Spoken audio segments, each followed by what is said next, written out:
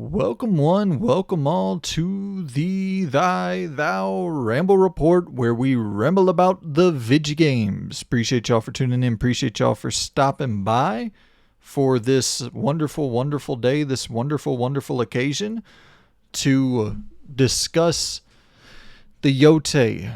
Today is the day of the Yotei.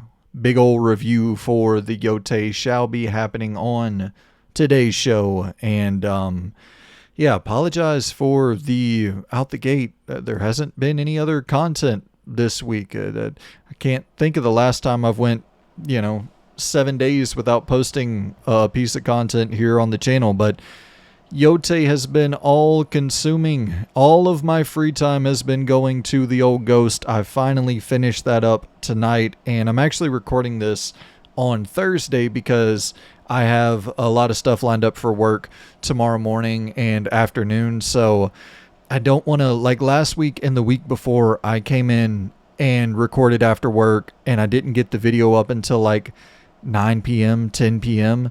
And I'm trying my best to avoid that 9 p.m., 10 p.m. uploading the video on a Friday night. It's like, that's probably not the best time slot. I know it's not cable television or whatever the fuck, but it's like people got shit going on Friday night, and then but once again, it's not cable TV. It's not like I don't think it really matters. Like we're fighting for time slots on ABC or whatever. But yeah, gonna get this. So I'm recording this on Thursday. Gonna get this uploaded to you all on Friday morning. So yeah.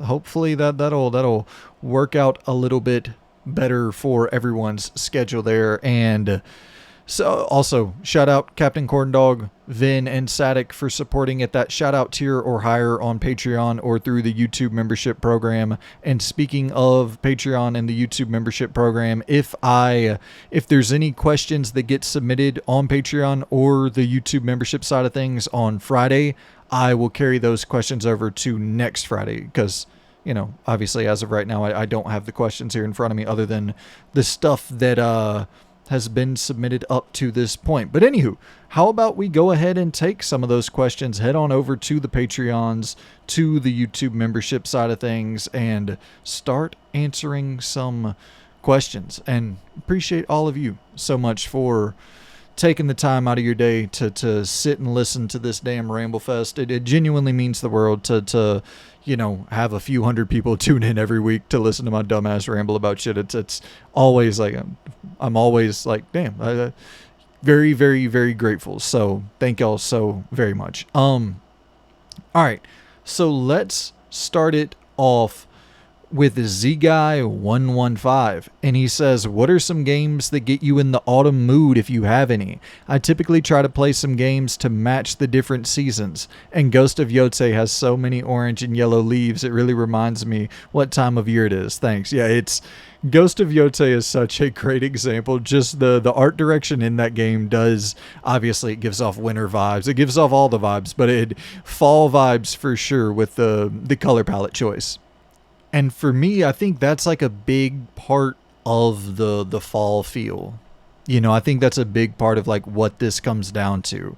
And so I got Firewatch rolling on the screen right now, and it's a lot of that same, like that orange hue, and just, it feels very autumny, very fun. And I don't even know, like I don't remember what time of year Firewatch is set, but it evokes very much a fall feeling with those heavy oranges and the yellows, and just it's and I think it's as well a cozy sort of feel, because to me, when I think of fall, I think of the time right before we get into like holidays are hectic. I don't like holiday season at all, like Thanksgiving, Christmas.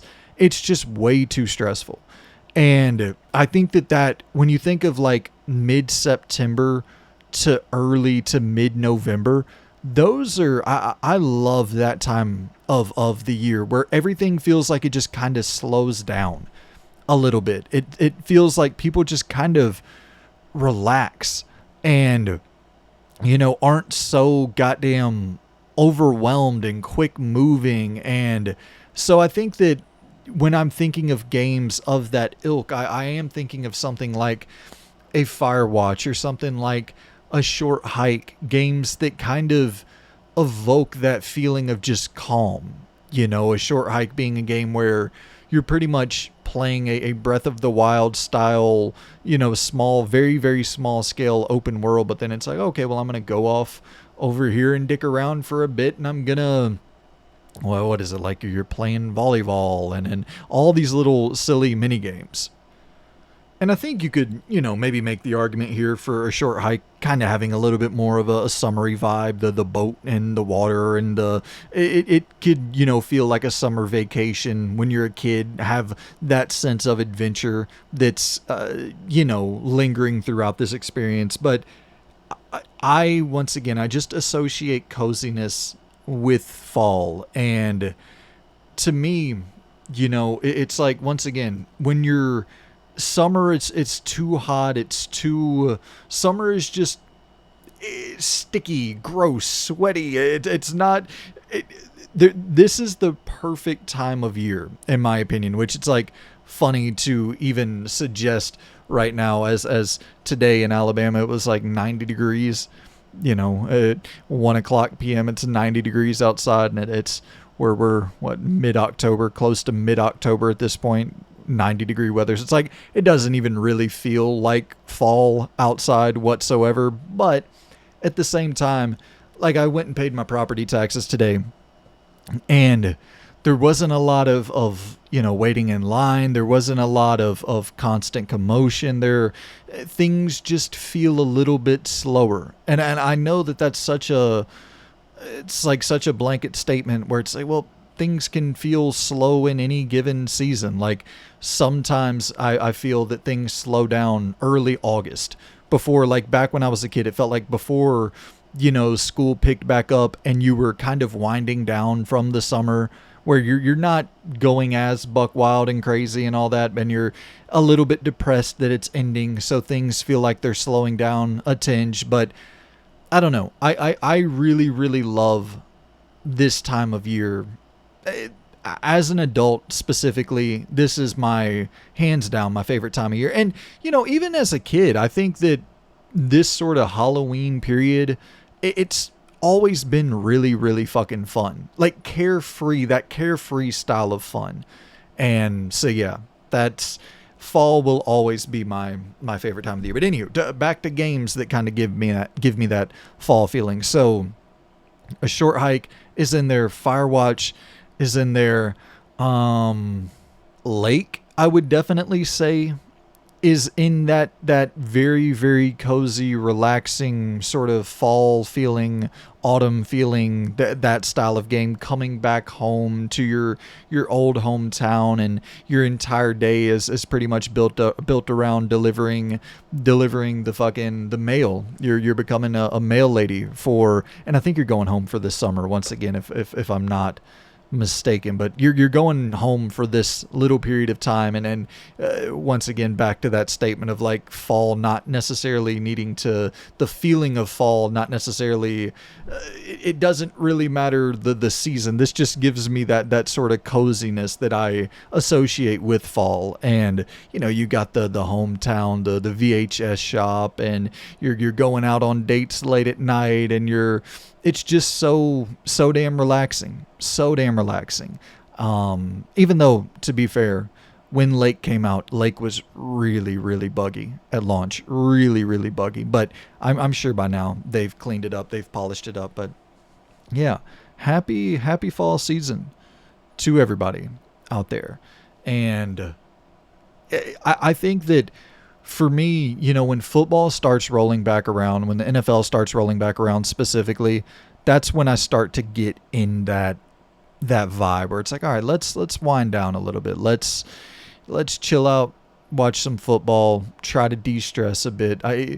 You definitely feel those. I don't know if it's just because I'm bipolar as fuck, but you definitely feel those seasonal mood changes where I have a little bit of extra pep in my step throughout the summer months, where you're like, go, go, go, go, go. And then I feel like a sense of calm throughout the fall. And then I feel like a real sense of, I don't know, I wouldn't say depression, but that holiday sort of dip in your overall mood where it's just, I don't know, I get a bit grumpy, a bit grinchy around the holiday season, but it's yeah, it's this is the fucking perfect time of year. So I'm very very happy to be in this time of year, even if it's 90 fucking degrees every day in Alabama. But I think we got a cold front coming in soon, so I'm very much looking forward to that. And I haven't really horror games as well as such a crucial component to all of this, and oh, I just thought of Bully, which not horror at all, but Bully is another one. Great, great atmosphere that, it does all the seasons as well. It has your winter, Christmas in there, Halloween. It has that whole Halloween level or that whole Halloween sort of section in Bully, which very much evokes a fall festive sort of feel. Yeah, but what was I saying? Oh, horror games.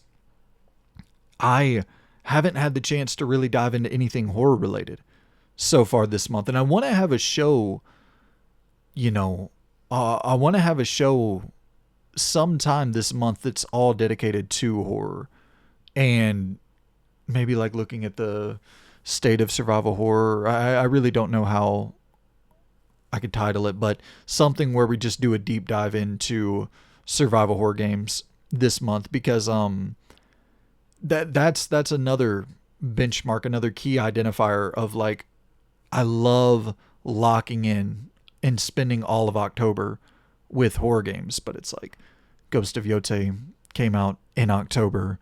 The Outer Worlds 2 is coming out in October. I'm Ninja Gaiden 4 is coming out in October, but Vampire the Masquerade Bloodlines 2 is also dropping, so maybe that'll be Little Nightmares 3 is dropping. So maybe those two games will be like my go-to. Now, I was a little bit, I'll pull it up real quick. Yeah, here we go. So Little Nightmares 3, I got the reviews pulled up on Metacritic, sitting at a 73, like quite a bit lower than the other two games, which I'm still definitely willing to give it a chance. I just don't know if I want to jump in on day one. I love Little Nightmares 1 and 2 though, so I mean, damn, it's releasing on October 10th, so I gotta make up my mind pretty fucking quickly if I'm gonna buy that thing. I guess probably not, because that's what, tomorrow?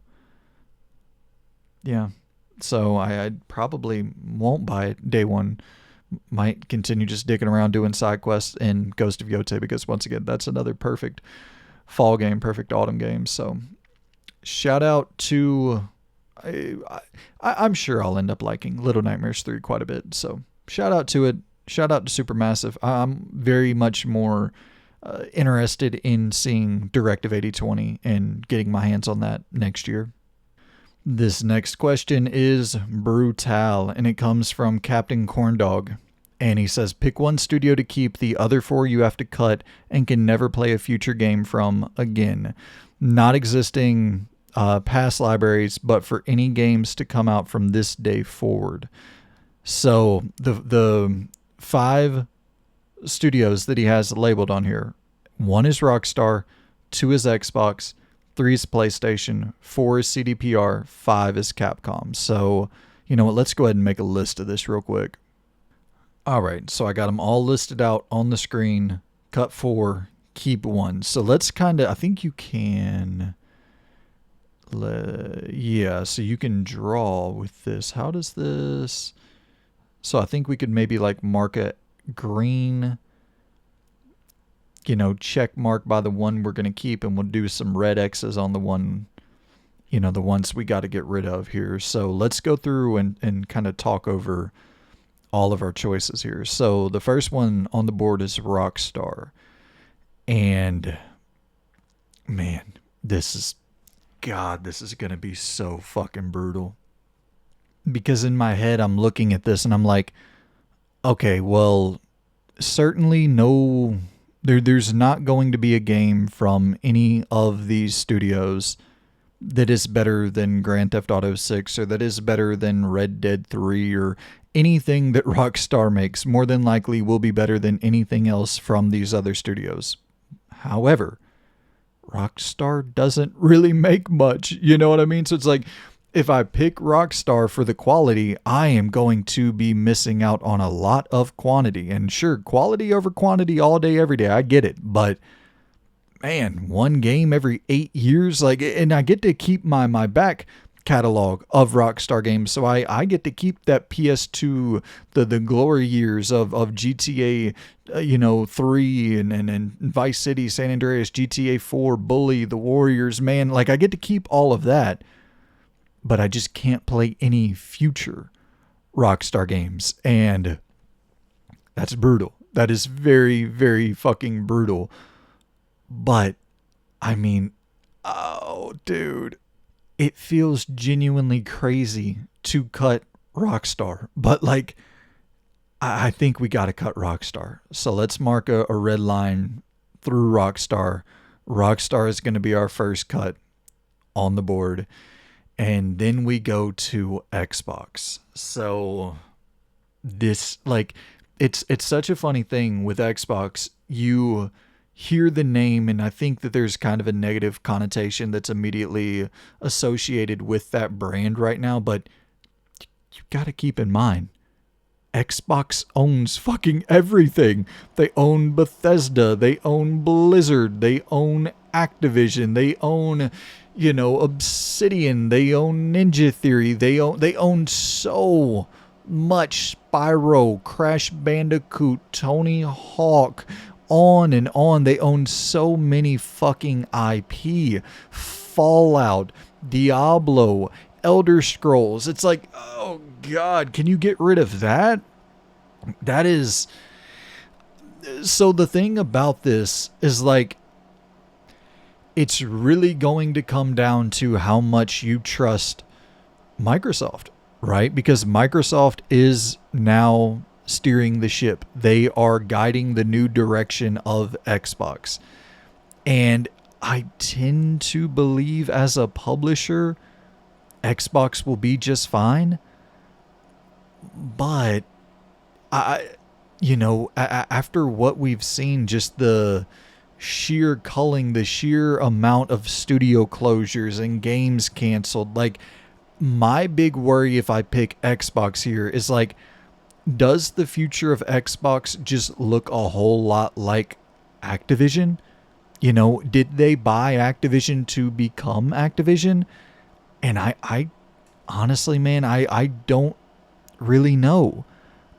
I don't feel comfortable. I don't feel good about the future of Double Fine. I don't feel good about the future of Ninja Theory. I don't even feel really good about the future of someone like Obsidian at this point, because if they do leave the console business behind, if they do leave the Game Pass, like the day one business behind, then they no longer really have great need for, anything other than the top performers.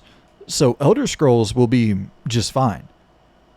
Call of Duty will be just fine. Diablo will be just fine. Overwatch will be just fine. But as a publisher of games, like, there's such a clear delineation, and there's a line where if you're a console manufacturer, you have a reason to invest in smaller games. You have a reason to invest because the calculation doesn't just end with make game, release game, profit on game, or lose on game. It's like there's so many different calculations where it's like, okay, well, we released this game into Game Pass and we needed content to fill Game Pass to keep people subscribed to Game Pass, and something like Keeper, that'll keep people locked into Game Pass. It's not a big investment. It's not going to make a whole lot of money, but it didn't cost a whole lot of money to make either. And so you can math just, it works out a little bit differently if they're continually investing in Game Pass, continually investing in the console ecosystem, because it's like, you can look at something like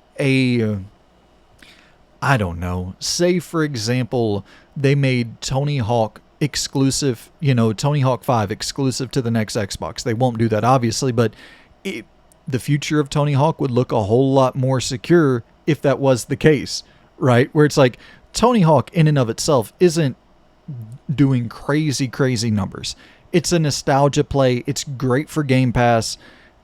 And, if you went off and made Tony Hawk 5 exclusive for the Xbox, like, that would sell systems. It might not sell tens of millions, but it might sell 100,000 systems, and there's value in that. So you can like factor these different things into this very fucking complicated equation. But if you are just solely a publisher of video games, like if that is the direction they go in, just solely publishing games, not really invested in hardware, not really invested in the subscription space, if you're just invested in publishing games, then none of this shit, like it does nothing. None of the games that I like move the needle at all. You know, I don't think we're going to be getting a fucking Psychonauts 3 and Alpha Protocol 2, you know, whatever the case may be. You'll probably get Fallout New Vegas too, but, and yeah, I guess that's the thing where I guess they do have enough in their stable that even if everything goes completely wrong, they still will at the very least invest in Bethesda. I love BGS games. Arcane, I would assume they'll keep around maybe. I mean, they're working on Blade. I definitely like to see that Blade game come out. And I mean, the Clockwork Revolution, that's right around the corner. So I don't think at this stage, I doubt they're going to cancel that. I want to see Fable.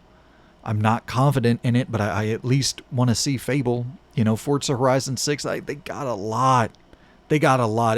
We're going to have to pass on Xbox right now. I know a lot of people would look at that and be like, they immediately cut Xbox, but I don't know, man. They're way, way, way too big at this point. That's very, very complicated. And then, so we have PlayStation next up. This is really tough for me because PlayStation, I think, outside of Rockstar, probably has the strongest software. They probably publish the best games out of anyone else on this list. But they kind of have a similar thing with Rockstar where it's not a lot. You know what I mean? There's a quantity problem, which would be the difficult decision. Well, I don't know. CDPR makes great fucking games. I mean, PlayStation, CDPR, Rockstar make the best games on this list, but they all three publish the least games on this list. The few, you know,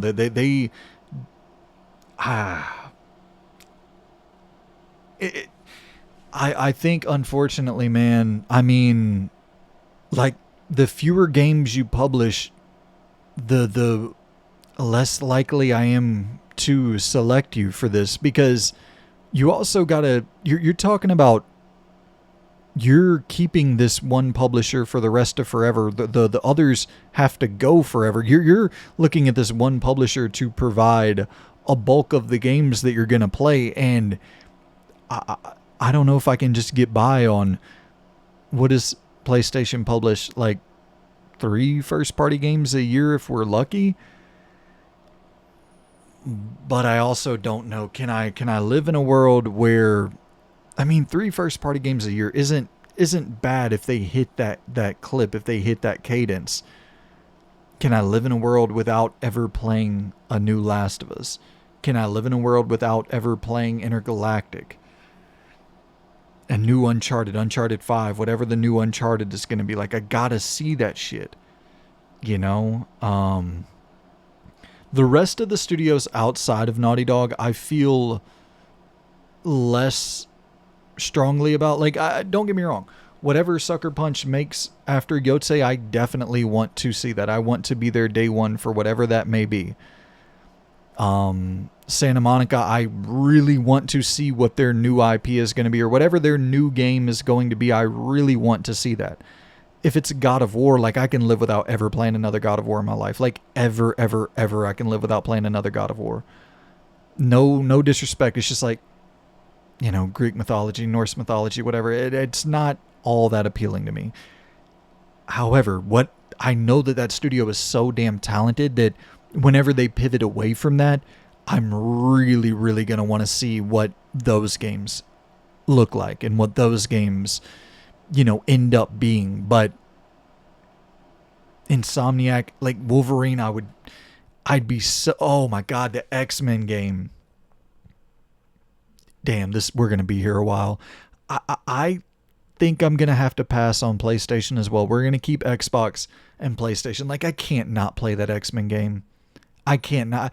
Wolverine, maybe I could justify somehow not playing. Like, it would crush me in my soul to not be able to play that game, but maybe I could justify it. But the X-Men game, I gotta see that. I gotta see that. I'd like to see the new Ratchet game, a new Astrobot. Of course, you'd like to dive into that. Um, and then you also got to factor in with Xbox, PlayStation, pretty much just those two, maybe Rockstar a little bit, like new acquisition targets of who they end up acquiring in games that we would miss out from the future of let's say that, Xbox, Microsoft ends up acquiring Sega, and it's like, oh shit. So I guess you can't really factor that in too much, but we're going to skip on PlayStation right now. It's too difficult for me to cut them as well. So next up on the board, you have CDPR, and listen, I think you just have a quantity issue with CDPR. They have Cyberpunk 2 in the works. They have The Witcher 4 in the works. It'll absolutely destroy me to not be able to play either of these games, but they make a new game The Witcher 3 came out 2015, Cyberpunk came out in 2020, so every 5 years or so we get a new game from them, which damn. Yeah, so Cyberpunk came out in 2020, so maybe The Witcher 4 is going to come out a little bit sooner than we expect, but I'm still thinking 2028 or 2027 at the earliest for The Witcher 4, but it's unfortunately just a quantity issue. They make incredible fucking video games that I want to play everything else they make for the rest of forever, but they just don't make enough. So let's go over here. We're going to cross out CDPR. And we'll go ahead quickly as well and cross out Capcom. That's a fairly easy one for me. Capcom would probably be the number one, like the first publisher I cut from this. Well, I don't know, because there's, I love, obviously Resident Evil is my favorite video game franchise of all time. But even there, I gotta say, I think we're getting to a point with Resident Evil where we're kind of running out of the remakes. You know what I mean? Like, we're gonna get Code Veronica, Zero, and then it's like after that you get RE1 probably, which that will be so fucking fantastic. Cannot wait for that. But then after those three, which you would theoretically think by 2030 pretty much all of those will already be out, then it's like it gets real dicey. Do you go to RE5, RE6? I guess, right? But that's not really exciting at that point. Maybe you go to Dead Aim. Do you go to Outbreak? Sure, I'll play those. I like those games a whole hell of a lot. But, I don't know. Maybe at that point, do you go to Revelations? Like, do you make Revelations 3 that's starring Ada, or you make Revelations 3 that's starring some of these characters that we grew up with, and fleshing out their backstories a little bit more. Like, that would be what I really, really want to see. And of course, like, missing out on RE9, RE10 would crush my soul. It would be it would bum me out so fucking much. But beyond Resident Evil, it's not a lot from Capcom that I really love. You know what I mean? Like, I like Street Fighter a good bit. I love Devil May Cry. Devil May Cry would be one that would suck to lose out on. I would definitely want to play Pragmata, so that would be a bummer. But like Mega Man, I don't care about Mega Man. Onimusha is fine. I would definitely do want to play the new Onimusha because it looks very, very high quality. But really, when you start getting back to like the arcade games, and it's I don't care so much for the majority of that stuff. But Dragon's Dogma. Yeah, Dragon's Dogma. That would be one that if they, but they don't, I mean, Dragon's Dogma 1 came out in 2000 and what, 11, 2012, and then we got the new game in 2024, so 12 years later, it obviously doesn't seem to be like a top priority for them, although Dragon's Dogma 2 did sell really, really well. But regardless, it comes down to these two. It comes down to Xbox or PlayStation. And fucking it's tough because sheer quality, PlayStation makes better games for sure. But quantity, Xbox just dominates. Like, it's not even fucking close at this point. Let's kind of go through the studios real quick. So I typed in PlayStation versus Xbox Studios onto Google, and I found this Reddit post here from Jared Crabb. And so I apologize, Jared, but I'm gonna steal your art real quick, and let's take a screenshot of this, and let's see. We'll figure out the best way to kind of go through this. Okay, so I think, yeah, let's go through this row by row, and let's pick, like, I don't know, what do you say? Maybe 3 studios per row, and whoever has the most selections from this list will be determined the winner. Can y'all see this decently on y'all's? And I'll enlarge this a little bit. That way it's easier for y'all to see on your TV or phone or whatever. All right, so this might not be the perfect setup here, but I think we can draw on it, and it's good enough. We'll work with it here. So we got all of the studios laid out, and this is from like 2 years ago, so some of these Xbox and PlayStation studios may have been closed by now, unfortunately, but regardless, let's go through this bit by bit, and we'll pick out 3 studios from each row, and whoever has more studios at the end of this will be declared the overall keep one winner from the lineup of 5. So we got Bethesda, id, Blizzard, Infinity Ward, 343, Double Fine, Naughty Dog, and Sony Santa Monica to go through here. So I think first off, without a doubt, Bethesda is certainly gonna stay. That's a horrible fucking check mark. But Bethesda, BGS, like, I'm gonna play Elder Scrolls 6, the new Fallout games, all of that. So they're definitely on the list. They definitely stay. And so we got 2 more to select from here. Double Fine, I think, would be another. No. Naughty Dog and Sony Santa Monica would be the other 2 here that I would have to select. Let's get a little bit smaller marker. That way it doesn't cover the entire logo for the studio. But so the first row, I would take Bethesda, Naughty Dog, and Sony Santa Monica. On the row below that, we have ZeniMax Online, Roundhouse Studios, which has now been closed. We have Sledgehammer, Treyarch, Obsidian, Turn 10, Sucker Punch, and Bend. So this is an easy one. Obsidian for sure is staying. Sucker Punch for sure is staying. That's another horrible check mark. And then Bend is staying here. Well, yeah. So that would be the 3 on this row. And then we have Alpha Dog Studios. I think they've been closed. I could be wrong.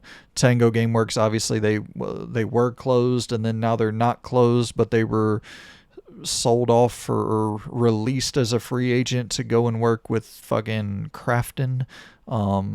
Wonderful.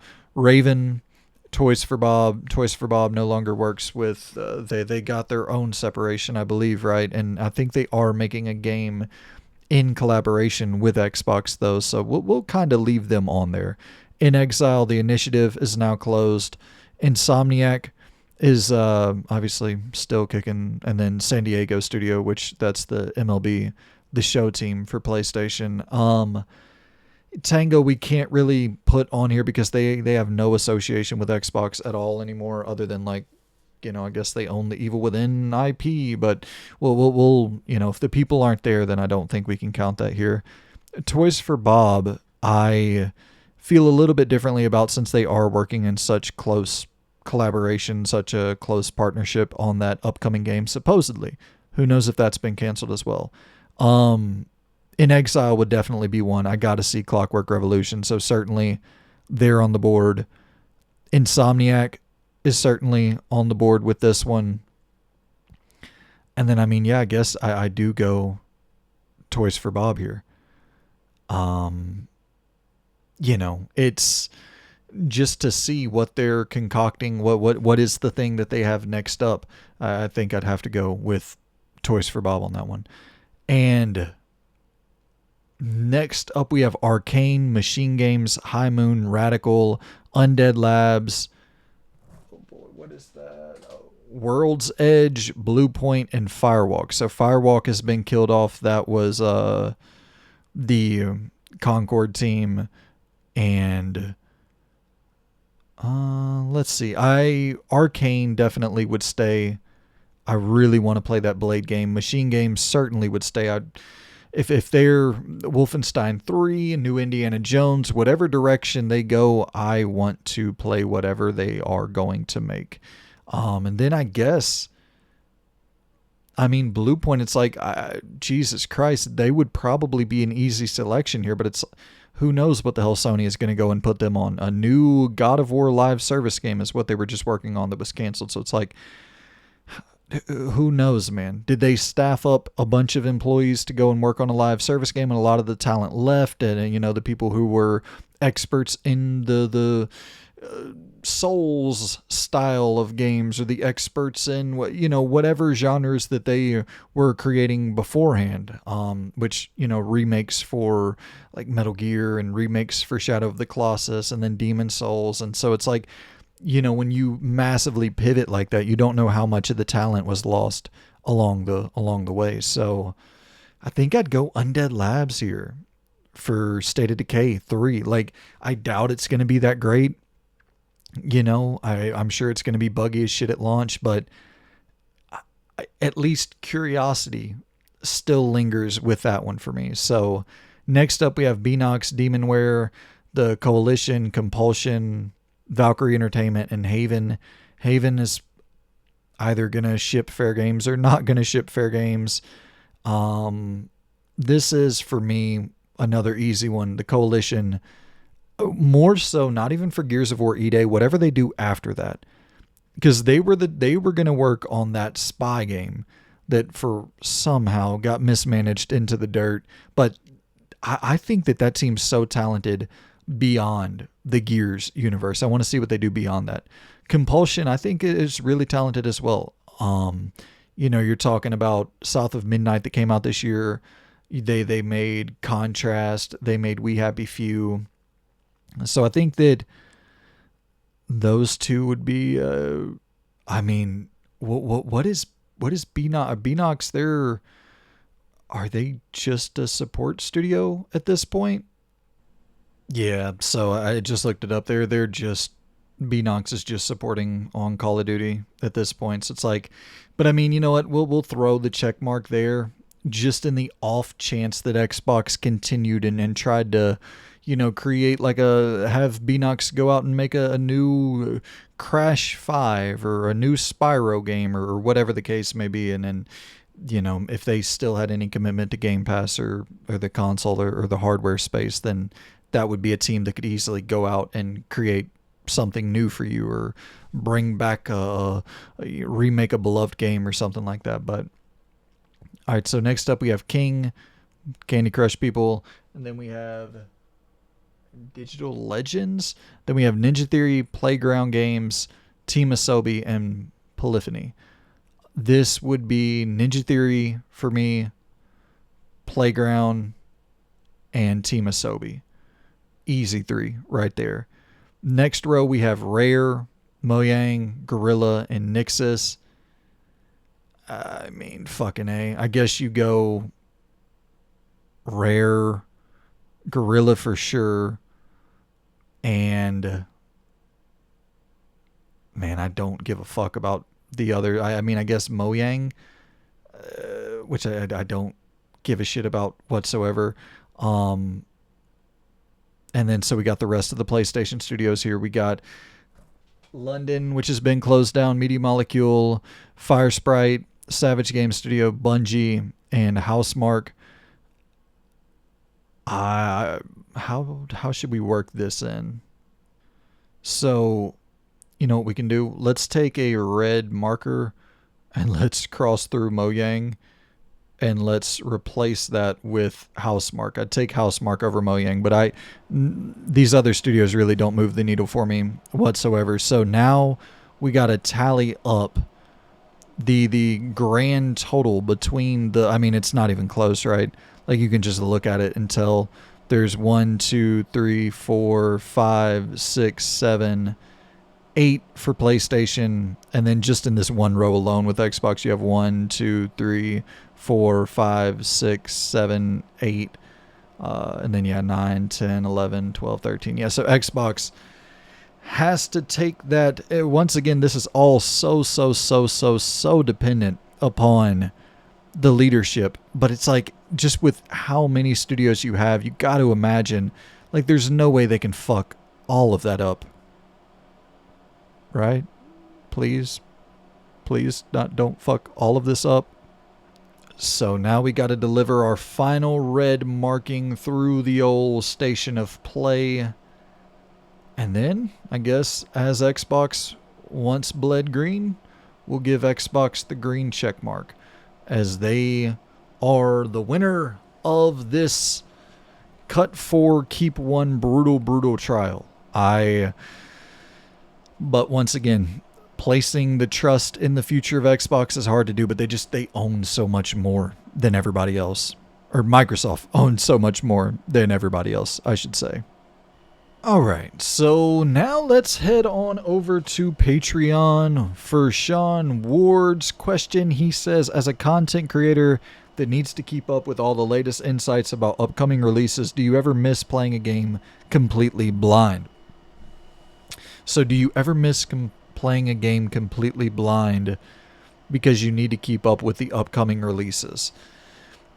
I think that a way that I try to remedy this is I often go to the PlayStation Store, and you know, back when I had Game Pass was great for this, for like, oh hey, this random new game just popped up onto the service and let's jump in and see what the fuck it is. And then it's like, oh god damn, there's Dungeons of Hinterberg, which ended up being, I think, top 5 in my 2024 Game of the Year ranking.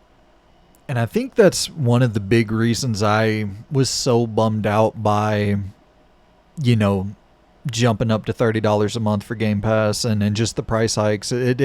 Because it was such a great discovery tool that could be used to spotlight indie games and shine a light on these smaller titles that aren't going to get the big budget marketing, and now they just immediately do. They have 30 million people who are potentially interested in playing these smaller scale games that might have sold, I don't know, a couple hundred copies otherwise. And it's like, I've been even thinking about that in regards to like whenever a game is announced for Game Pass, like I guess, yeah, I'll still mention it, but I don't even know who I'm mentioning that to. You know, like I don't even know who is that appealing to at this point. I don't think it's like, I guess, anywho, it's just such a very, very unfortunate ordeal with that price hike and all that. And I have so many thoughts on that. I feel like I could talk about that for 8 fucking hours because it's such a complex scenario that is, anywho, Game Pass was a big reason that I discovered random indie games, and a big reason that I even would just jump into these games because I would never buy them otherwise. Like, you know, spending $30 on whatever random indie game, typically I'm not going to do that. For most indie games, I like to keep that around a $20, somewhere around that threshold. Um, and so I found Norco was a great game, which I don't think Norco was $30, but Norco was a great game that I found through Game Pass that I adored. I'm not a point and click guy at all, and I discovered Norco through Lake. I think if Lake Night might not been on Game Pass, but I know that As Dusk Falls was on Game Pass and so many others. Just yeah, it's that that service could have been fucking incredible. It could have been really, really fucking incredible. And I've been thinking about it where, not to go off on a full different tangent, I'll get back to the question at hand, but, when thinking about Game Pass and how it can retain the value and how, because it seems like the big reason that they're charging $30 a month and not including Call of Duty at all in that premium tier is because supposedly Call of Duty lost like $300 million by being included on Game Pass. And I see that and I'm like, well, then just remove Call of Duty from it. Like, is that the end-all be-all solution? Or maybe just remove all Activision Blizzard games entirely from Game Pass. I don't think people would be that upset. I genuinely don't.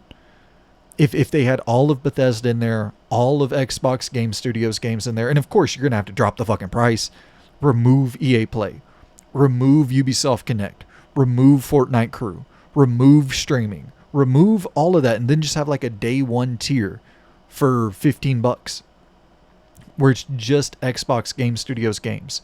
But then do you create more confusion that way? It's a tough problem. And I mean, I guess you kind of know that when you're going into the subscription service business where it's like, we got to grow this thing to a crazy degree for it to ever become even remotely profitable or sustainable. And then that's the big argument as well, where it's like, well, Sarah Bond and Phil Spencer have said it's profitable. And it's like, okay, if I open a small business and if I open a fucking lemonade stand and it takes me $25,000 a year to get the lemonade stand up and running, and I'm making $30,000 a year, it's like, yeah, sure, technically on paper that's profitable, but it's not sustainable. If I'm working 70 hours a week to make $5,000, and it's, you know what I'm saying? And it's like they make a new Call of Duty game every single year that costs like $500 million. And they got one of those coming out every single year. So sure, they're generating $5 billion in Game Pass revenue, but they're spending 10% of that a year on fucking Call of Duty alone, one game.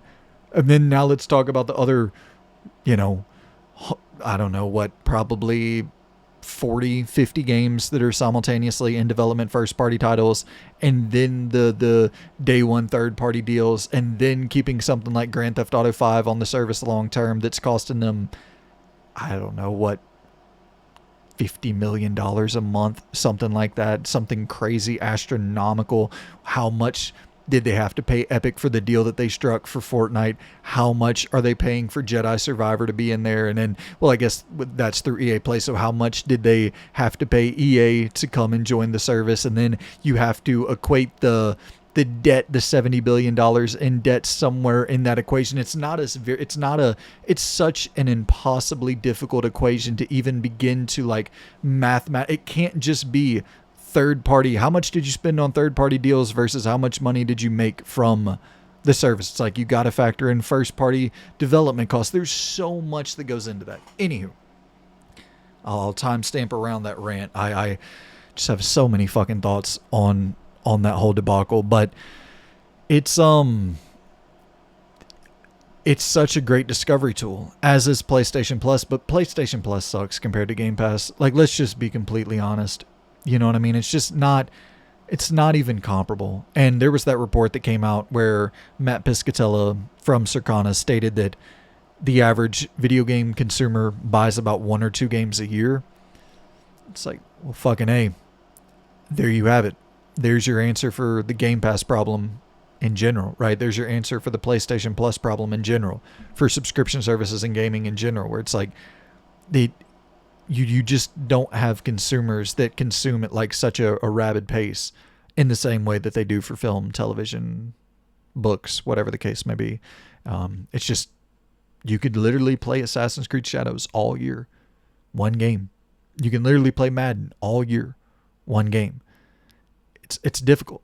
It's a really difficult business to begin to even figure out how the fuck to make something like that work. Something that is that great.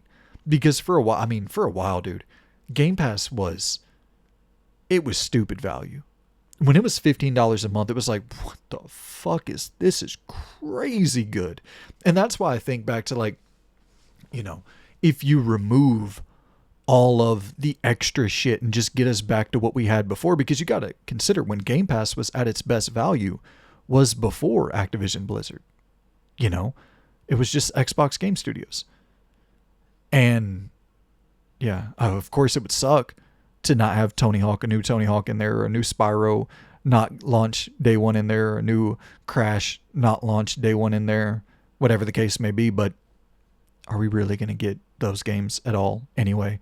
Or are those studios going to continue supporting Call of Duty? But anywho, the question was, as a content creator that needs to keep up with all the latest insights about upcoming releases, do you ever miss playing a game completely blind? Yeah, for sure. There is something to that. And I have such a love for keeping up with stuff, and I have such a love for just, I just love video games. I love video games so fucking much, man. And if that's not obvious, right? Like, I've been doing this shit fucking, 6 years now? Coming up on 6 years now.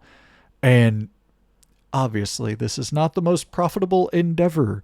I haven't quite found the formula to really make this click, to really make this work, to get the, I don't know, what would you need? Probably 100,000 views a week, something like that, to make a living off of YouTube. I haven't quite hit the secret formula yet, but I just love it. And it's the thing where it's so funny that YouTube creating content about games is so time consuming. And that's the one thing that I didn't factor in. Like, how the fuck are you so oblivious to this? But like, when I looked at wrestling YouTubers or comic book YouTubers or film and television critics or whatever the case may be, I was like, okay, well, I just like games more, so I'm going to do games instead of all that other shit. I don't really have interest in doing any of that other shit. I didn't compute where it's like, oh, dude, you fucking idiot. If you would have tried to do the wrestling thing instead, you'd be watching, like, I don't know, 7-8 hours of wrestling a week, 10 hours of wrestling a week, and then reporting on that, opposed to playing, like, to keep up with games and to report on them and to, give y'all decent coverage about games. Like, you're playing, I don't know, 25, 30 hours of games a week, something like that. With Yotei, I probably put in 30 hours last week, something to that degree. Fucking crazy. That's why I couldn't create any content last week. So there is simply no free time. Like, if you're playing a big juggernaut game like that, it's like, okay, well, go to work, come home, play the game, take notes about the game, try to formulate some opinion, and then report on the opinion that you have. But there's no time to play the game and also create content and also go to work, So it's like, it's, and I've even thought about that, where I'm like, okay, well, to make this really work, if this is ever going to actually work, if this is ever actually going to take off, I'm probably going to have to cut down on the amount of games I play and just the hour count that I play games, about 60-70%, something like that.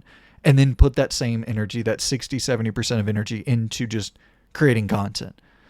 But it's like, how the fuck do you create the content without playing the games? I'm never going to be the guy who's just turning on a camera and ranting and fucking talking about shit that I have absolutely no knowledge on, which I have limited knowledge as is, so I don't need to further diminish the quality of the content here. So it's like, yeah, it's a very, very difficult balancing act. But to the question, this is like the fifth time I've read this question out loud, and I'm going all out. I'm an hour into this fucking recording, and I feel like I haven't even began speaking about Ghost of Yotei. So beautiful. This is a ranty ass episode, and it's 10 o'clock at night.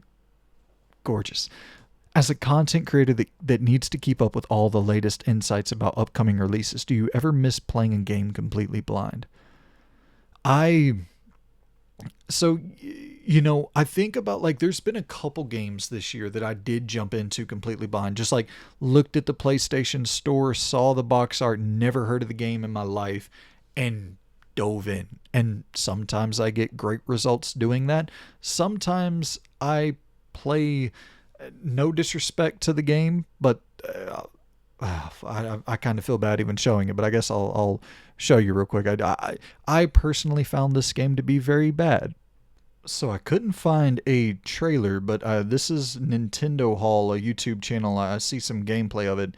It's Skate Bunny Simulator is the name of the game, and I jumped into it and played a little bit of it blind buy on the PlayStation Store, and it's very rough, very very rough, and yeah, but then every now and then you find a game like Moving Out, which was a completely blind buy as well, and I loved that game.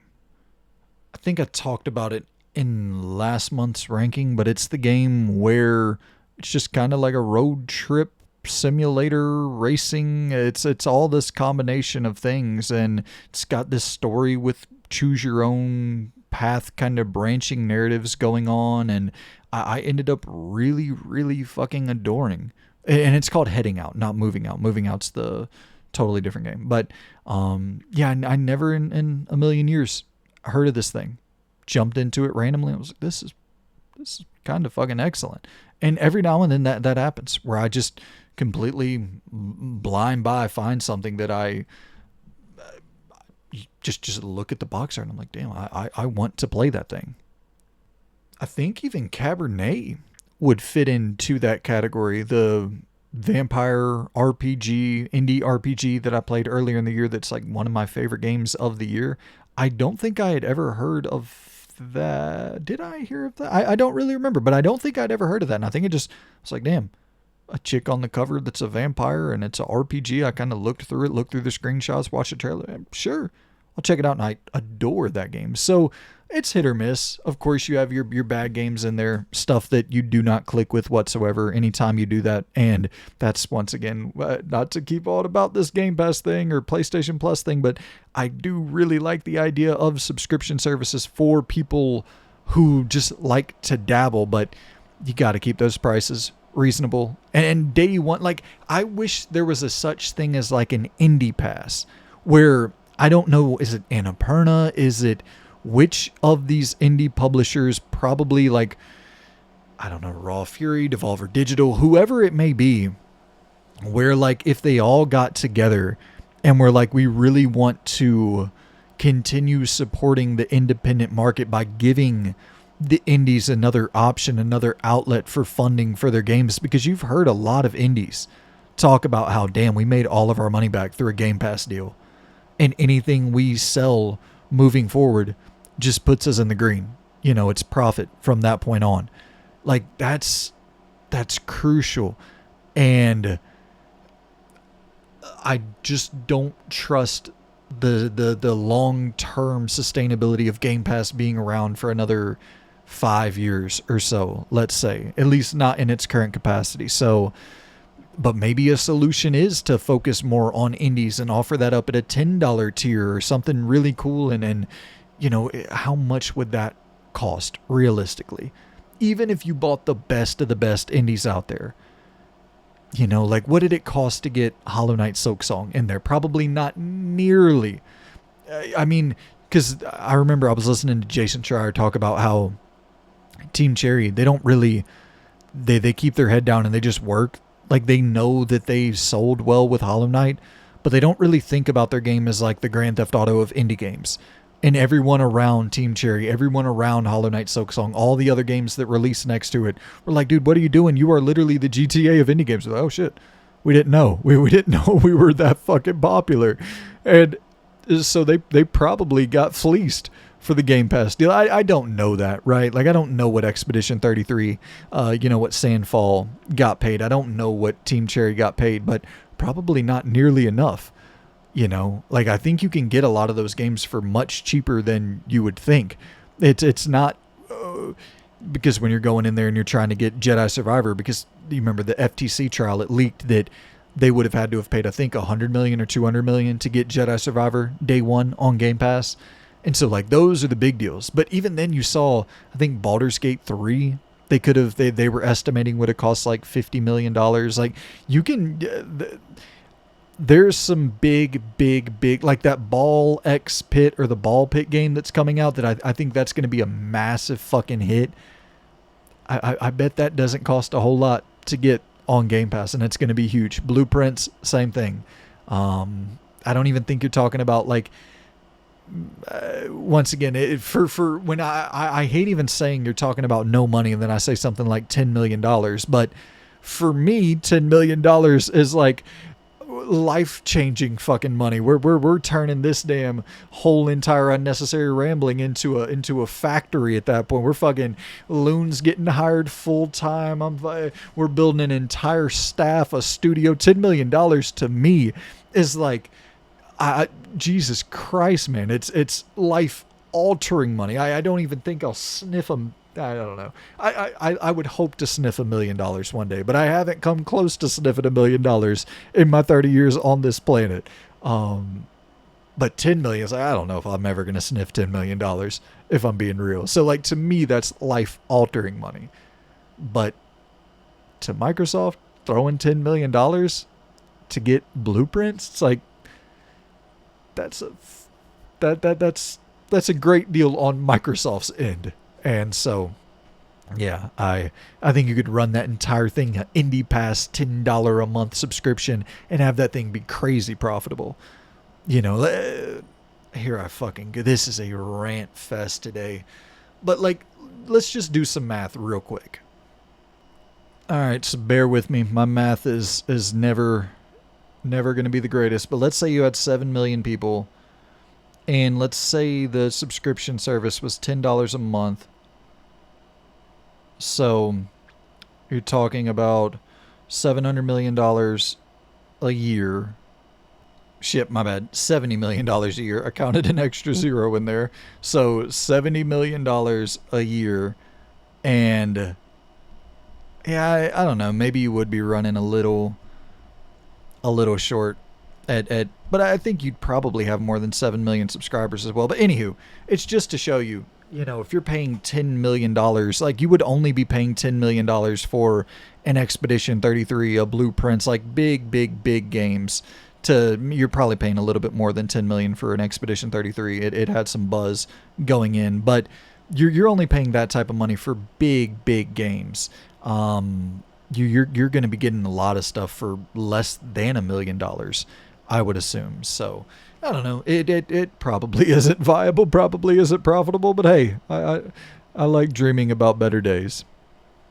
But speaking of the better days, the good days, let's talk a little Ghost of Yotei, because it is time to review it, and let's get specific with the review here. I have finished Ghost of Yotei, and we're going to go through and throw the numbers up on the board. So as you see here, we got the gut check, the gameplay, the story, the tech, the art, and the final score that we will go through and finalize that report card for Ghost of Yotei today. So starting off with the gut check, this pretty much just means, how do I feel? I've finished Ghost of Yotei. I've put probably 45 or so hours into it. How am I feeling 45 hours after, finishing Ghost of Yotei? Or how do I feel, 45 hours put into Ghost of Yotei? How am I feeling now? I love it. I think that game is undeniably one of my favorite games of the year, easily. And I think even beyond just this year, I am almost willing to say that Ghost of Yotei is probably my favorite Sucker Punch game ever, which is major praise coming from me because I love Infamous 2. Infamous 2 is one of my favorite games of all time. Infamous 2 is all time great. Now, I love the Sly Cooper games. I love Ghost of Tsushima, but this is something really special. And I mean, I was thinking about it before coming in here, and I'm like looking at, Spider-Man 2 and Final Fantasy 16, Deathloop, games that not even necessarily these Final Fantasy 16 Deathloop are no longer exclusive to PlayStation, but games that were timed PS5 exclusives, or Astrobot games that are still PS5 exclusives. And I'm like, damn, I think that Ghost of Yotei might be the best PS5 exclusive in general. Death Stranding 2, I would recommend this over pretty much any other PS5 exclusive game. And it's one of those titles that it just captured me in a certain way, where I'm not the guy that's just going to navigate all throughout an open world. And like, I like going and doing the quests. You give me the quests, I'll go and do them. And I think they clean up in a massive way the side content. It's all so compelling in Yotei. And but I'm not the guy that's just gonna wander around an open world. That's typically so boring to me. But I think there's a mix of beauty in this game with also a sense of exploration, just in the and it's not in the sense of like, oh, here's a cave that I'm going to go and crawl through, and I'm going to find some loot, and that's there as well. But it's like, there's a mix of this handcrafted feel inside of the open world, where I don't feel like I'm abandoning the way that I like to play games by just going and exploring, going and wandering around the open world. I still feel like I'm getting a handcrafted narrative. It's just kind of being more crafted by a non-guided experience, where I just stumble upon a bounty that I didn't have to go to the bounty board to collect. And now I'm in this big quest line that's giving me some hard-hitting narrative beats that I didn't expect. And it's giving me an awesome fight, an awesome encounter that I didn't expect. And I'm just stumbling upon all of this stuff randomly. Like, I probably played, I don't know, man. I mean, I probably played 10 hours or so, just with no real guidance, just wandering, not putting checkpoints on the map, not tracking anything, just wandering around. And it felt like across around every corner, across every bridge, everywhere I went, I somehow stumbled upon something that felt substantial, something meaningful to do. It didn't feel like it's kind of this mix of a meditative sort of Red Dead feeling that you get, but at the same time, like, it's a much smaller world, so the content is much more densely compacted, and it's much more there's just more to do around every corner, because it's going for a much smaller scale overall.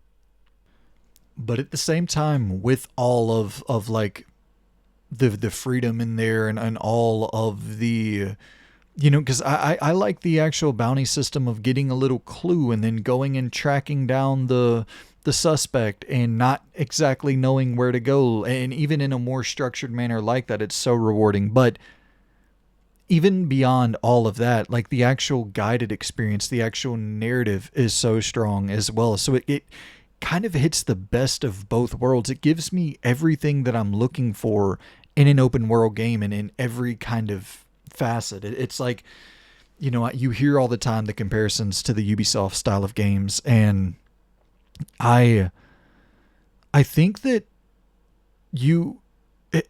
I don't mean to be so dismissive, but for one, I kind of like Ubisoft style games, but to me, this is just like, what if those games were fucking excellent? What if those games, because the gameplay in Ubisoft games are great, they just can't fucking tell a story, and it feels so bland and soulless for 90% of the game experience for a lot of those titles. And like, it's like, what if all that shit was really, really strong? What if you were just having a great handcrafted experience throughout the entire thing? And for some Ubisoft games, I have felt that way in the past, but like, this is like the best example of what that can be. And sure, there's going to be people who are like, I don't want any of that whatsoever. It's like, well, that's great. I I don't want anything that is Souls or Souls adjacent in any way. So I just don't play those games. Not every game can be for everyone. And you kind of just have to know yourself enough to know, like, maybe I'm not going to enjoy this. Maybe I am going to enjoy it. And of course, you're going to dabble and find things. Hey, I thought I was going to like this and I didn't like this. But, like, yeah, is there a formula to this? Is it very Assassin's Creed adjacent? Sure. But imagine if instead of those games being 8 out of 10s, they were 9 out of 10, even maybe 10 out of 10 style experiences. And so, yeah, I mean, for me, for my personal gut check, like, every single thing about this game, I fucking loved. And once again, I only put 45 hours into it.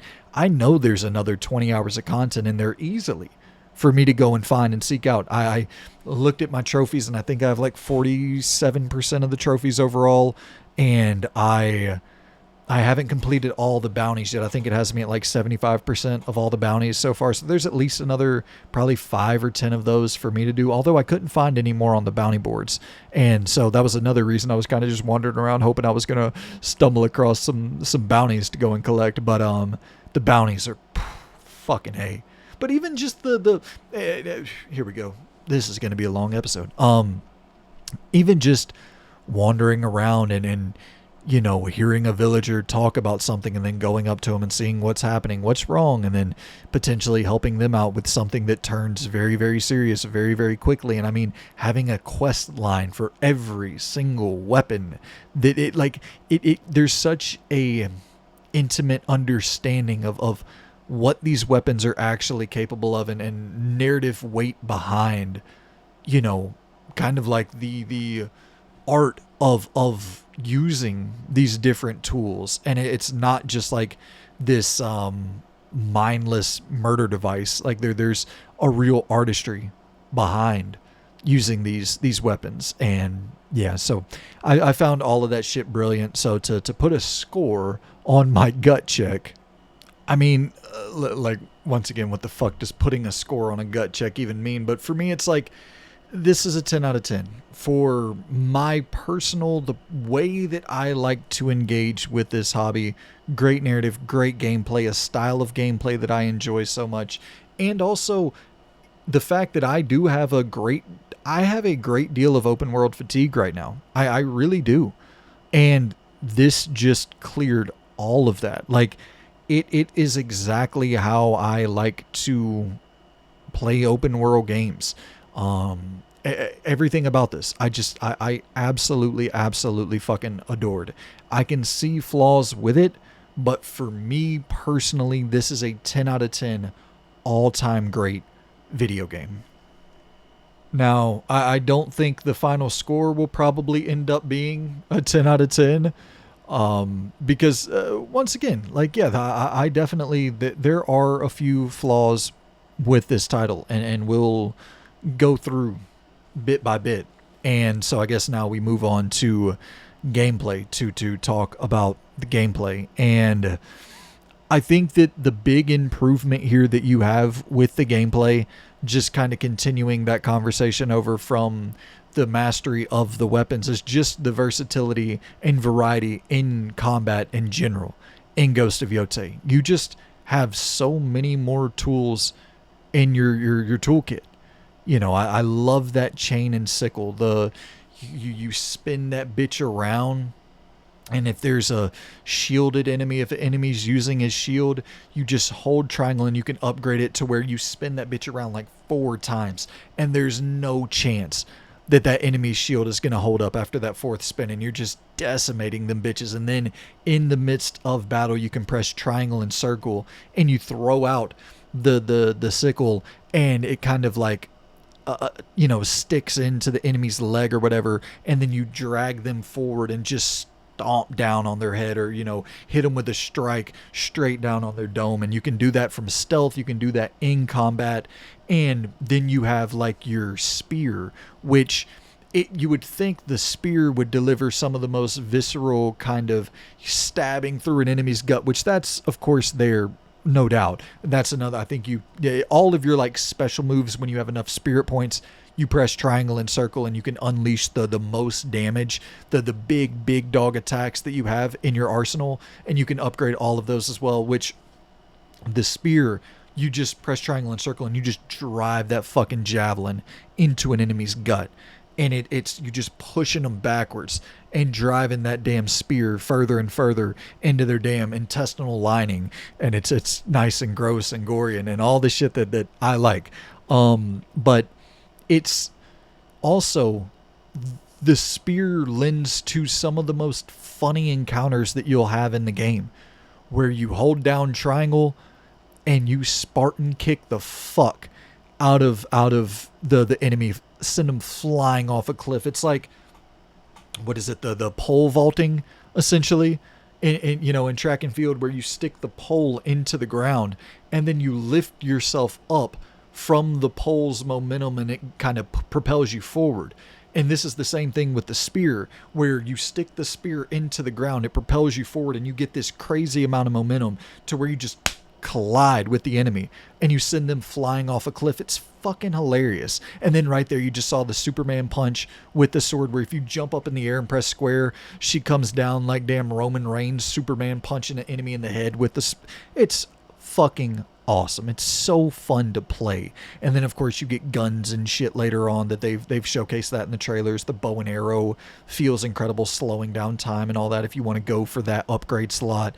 And and then you have bombs and shit, which totally introduce a new dynamic to the gameplay, where enemies are corralling you and coming forward in bunches, and you have 10 of them just surrounding you as you got caught in stealth or whatever the occasion may bring, and you pull out that bomb and just drop that bitch and then dodge to the left or whatever and then roll out of the way, and then it catches everything. And say you're in an area that's kind of like, in a tall grass where you were in stealth, but then you get caught. They all bombard you in this tall grass, and you're like, ooh, I'm going to drop this firebomb in the tall grass. It's going to catch on fire, and then I'm going to roll out of the tall grass. The fire is going to spread through the tall grass. It's going to get to every single enemy in this vicinity, and I'm completely clear. And as they're burning, running around, I'm going to pop out my bow, bat, bat, bat, just doming them bitches. And it's fucking fun, man. This gameplay is so damn fun. And using the grapple hook as you're roaming around in stealth and you see something to grapple onto, you grapple that bitch and you pull yourself forward, and as you're pulling yourself forward, you see an enemy beneath you, and then the prompt pops up for you to press triangle, drop down and assassinate them, or in air jumping down. And these are standard things. They've been in games before, they'll be in games again, but it's just fun.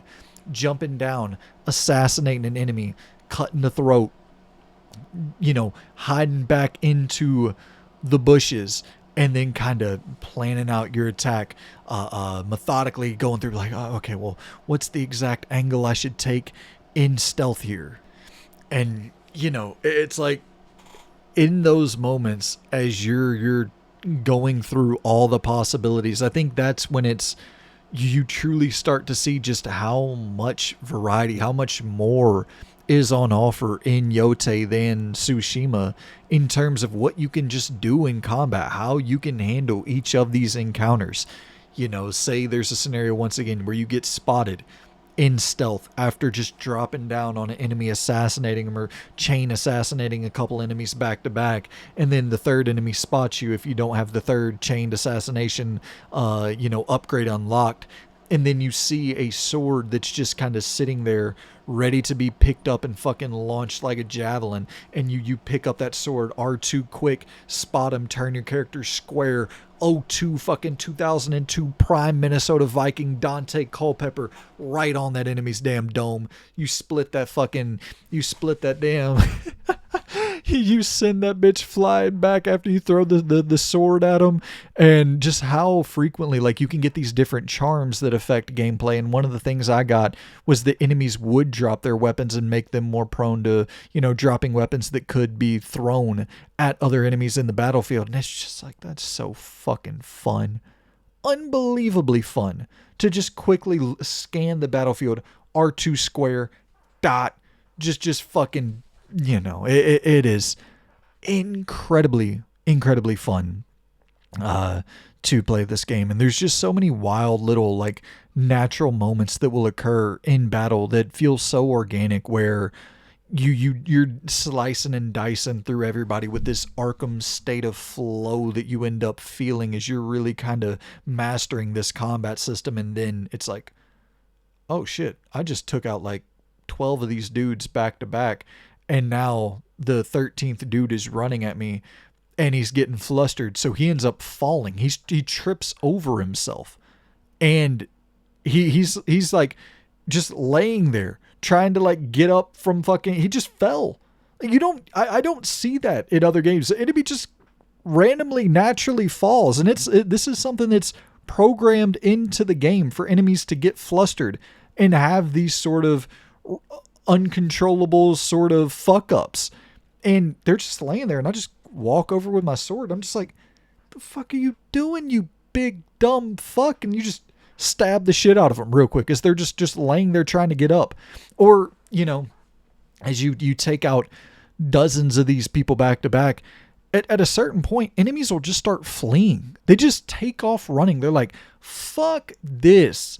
We came 16 people deep and you took out 14 of us. The last 2 of us, we're fucking gone. You're like, oh, you think you're gone? Bat. Pop both them bitches with the bow. And it's fucking, it creates like these just kind of naturally funny moments, man. This game has these naturally funny moments where it's Atsu is kind of the antithesis to an Aloy, right? To an Atreus.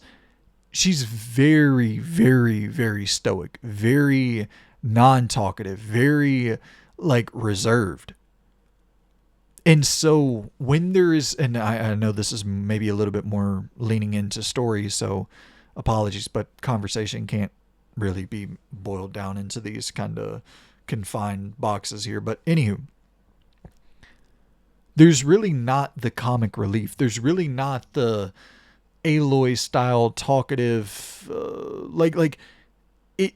it's very, very different than that. So finding funny moments, you have to kind of find that elsewhere.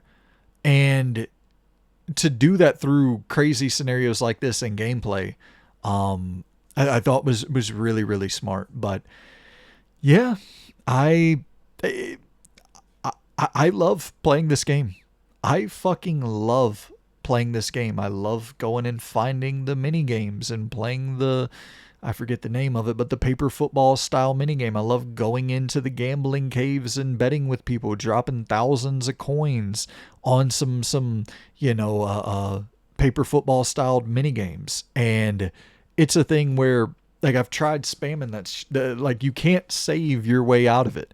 So I've tried, believe me, I've tried cheating through it, where I'll go in and I'll save the game real quickly before we start a game of, I forget the name of it, once again, I apologize, but a game of this paper football style. Flick the coin, you hit the coin, and then the coin that you hit, you got to flick that coin to hit the next coin. And if you hit a coin with the coin that hits another coin, then you lose your turn. If you flick the coin off the table, then it counts as a point for the other player. It's such simple fun, just like very, very baseline, just chill fun mini games. And I tried cheating through it where I go in and I save right before, right? And I'm like, cool, if I lose, fuck it. I'm just going to reload this save and I'll keep my money. And it's like, no, bitch. If you lose, we're auto saving immediately and you lose your money. You're not cheating the system. It's like, well, fuck. Okay, I guess so. And yeah, it's you'll go into a gambling den and interact with this one dude, and he's like, dang, he is fucking me up. He is cooking my ass. I'm dropping thousands of coins on this dude, and I just can't beat him. And it's like, this is later in the game where I discovered this. I'm like, I'm pretty good at this. I'm pretty good at this paper football shit. I've been doing this for many hours in this game. I shouldn't say many hours. I probably put like a grand total of an hour altogether into the paper football. But it's like the games are 35 seconds, 45 seconds, a minute. It doesn't take long. So rounding up an hour of all that, I don't even know, an hour might be pushing it. But anywho, and he's just whooping my ass over and over. And I'm like, something feels wrong here. And then one of the locals at the bar is like, hey, come outside. Let me talk to you. So, of course, right? This motherfucker's cheating. Okay, well, let me go and handle this shit. And so it just fun little natural occurrences like this that pop up that add so much life to this game. And yeah, man, it's a good one. And I mean, you got like, I know I just compared this to Batman, so I hate to compare it to Batman again, but like, believe me, when I'm comparing things to the Arkham games, that is all very, very favorable comparison. But with like the smoke bombs that you get in Yotei, where, oh shit, I think they just caught me. Boom, I drop a smoke bomb and I'm back to the bushes, or I shoot my grapple gun and I'm, trying to fucking get out of the way and then trying to get back into a stealthy position at that point. And you get your throwing knives that you have in the mix, and then, oh shit, okay, well, here's a charm where I'm able to turn these throwing knives into like I can make all of this shit catch on fire. All of my different little throwing devices I can make catch on fire. No, it's you turn all of your weapons into, you can make all of them, you can catch all of your weapons on fire before using them. So you can do that with your throwing stars or your throwing knives or whatever the fuck they are.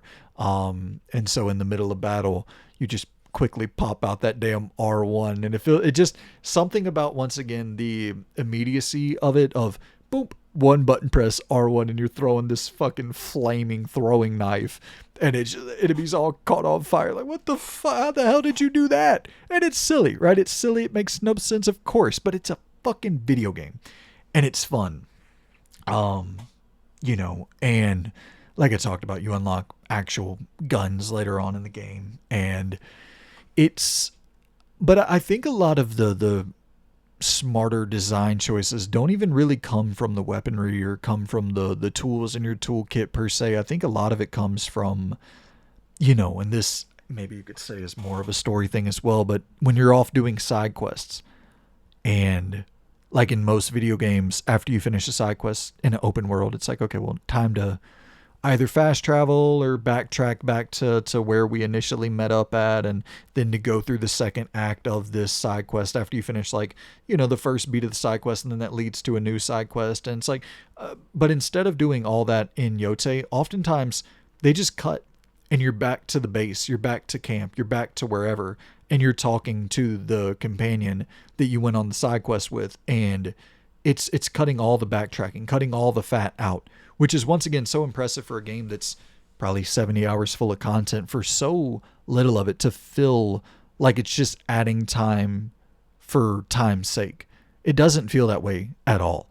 And then like little things as well, just very smart design choices of when you pick up something while you're on horseback, it immediately makes your horse go faster, which is kind of directly opposing the natural sort of way of designing that, where you would think that picking something up on horseback would cause you to slow down and lean over to pick that thing up and have a full animation there. And that's like, once again, where it combines the Red Dead 2 realism to some degree, but also prioritizes fun over simulation. So it's like this very, it's, and Sucker Punch has talked about how they're, they look at Red Dead as like one of the main points of comparison just in general for what they do with their games, with the Ghost of games. But yeah, man, it's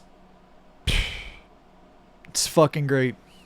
It's a fucking great video game. I had so much fun with the gameplay in this thing. So I hate to be boring here, but I think we I think we probably go 10 out of... I don't know, actually. I don't know, actually. 10 out of 10 on gameplay. The one thing I will say, because I think when you start talking about breaking down these subcategories bit by bit, I think for gut check, it's like whatever the fuck I personally feel. To me, this is fucking 10 out of 10.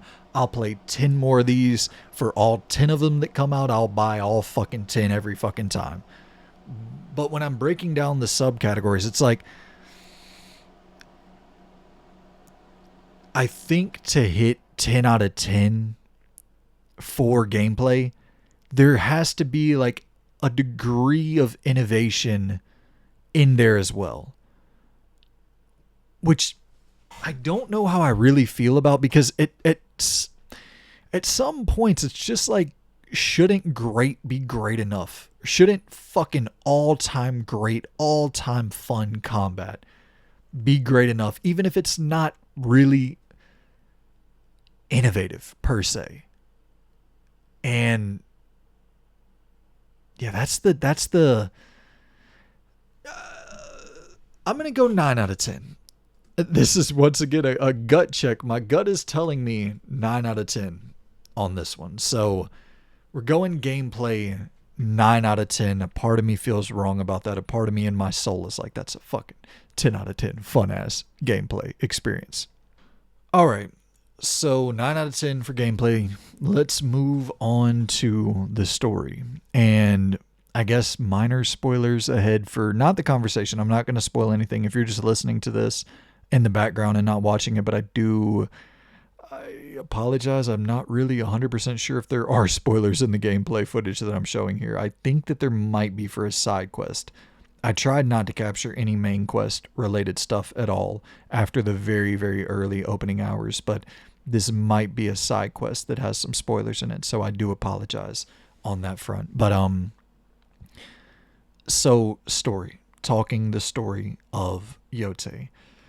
I think this is where I could begin to get a little bit more critical. I don't really think that it's a bad story at all. I do not think it's a bad story, and I'm actually really surprised by how much more engaging this was than the story of Tsushima throughout.